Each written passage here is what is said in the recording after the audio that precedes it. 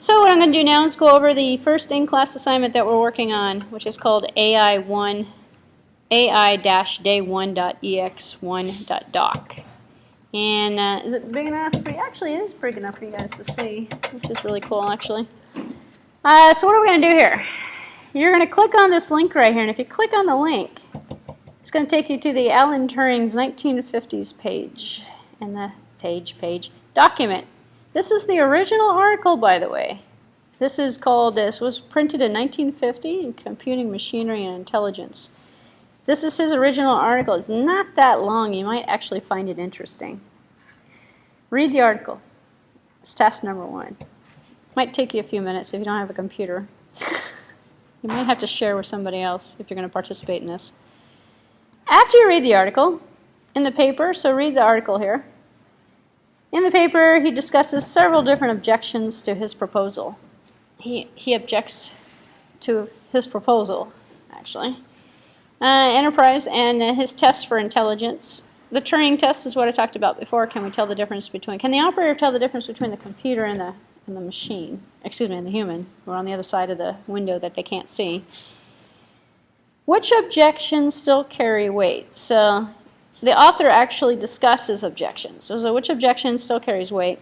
Are his refudiations valid? The things he thought were kind of like not really relevant, are they valid or not? And can you think of new objections arising from developments since he wrote the paper? So he criticizes himself in here and says, well, can we really tell if something is rational? My personal criticism to it is, how do you define rational? And if humans don't act rational, can you blame a computer for not acting rational in terms of the test? And if it's not rational, it doesn't pass the test? So that's kind of an objection I have to it personally, but you might have a different one. And there's many different angles that you can work with on this. So you can think of the different objections in the paper. He predicts that by year 2000, which is kind of interesting. It's like that 1984 book. Then when 1984 came out, we went, how much of this stuff is really true? And George Orwell, who wrote a book called 1984 several decades ago. And then when 1984 arrived, we went, well, do we have this? Yes, we have Big Brother spying down on us. We have this. Yes, we have the internet. Yes, we had world disaster. We had diseases. We had all sorts of things. All that stuff actually happened, which was kind of interesting. But he predicted this like way centuries ago. But anyway, so this guy, Alan Turing, predicted the year 2000 as a futuristic date. And he predicted that by year 2000, a computer would have 30% chance of passing the 5-minute Turing test with an unskilled interpreter. Like the value of this test would go down and down and down. So what chance do you think the computer would have today? And what about in another 50 years? And is the computer still passing it? So it's kind of a philosophical question. There's no right or wrong answer. Do not cut and paste off of the internet to answer this. I'm not looking for an internet answer. You read the paper, read this again to yourself a couple more times and digest the concepts. Answer how you feel. It's your opinion. There's no right or wrong answer. So what do you need to do? There's no page length here. There's no word length here. I want a paragraph or two. You have to spend a lot of time reading this stuff. And a lot of time thinking about this stuff. And you can talk amongst yourselves and come up with your own ideas. But each person needs to write their own ideas. And it needs to be their own ideas. When you write it out, don't think volume, right? Give me a paragraph or two, like 200 or 300 words or something. Put it in a Word document, upload it to the EMS, and you're done with this one.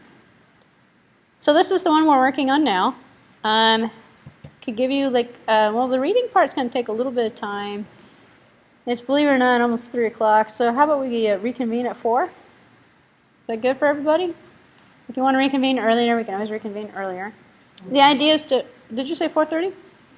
Do I hear 4:30? Let's talk about 4:30 then. Perfect. Because then we'll do the other exercise, which is not so bad, but I have to give you a few things on the other exercise. So we'll reconvene briefly at 4:30, and then we'll get you going on the exercise number 2. So you don't have to spend all the day here listening to me. You can do stuff on your own. So, okay, any other questions? Or any questions, I should say.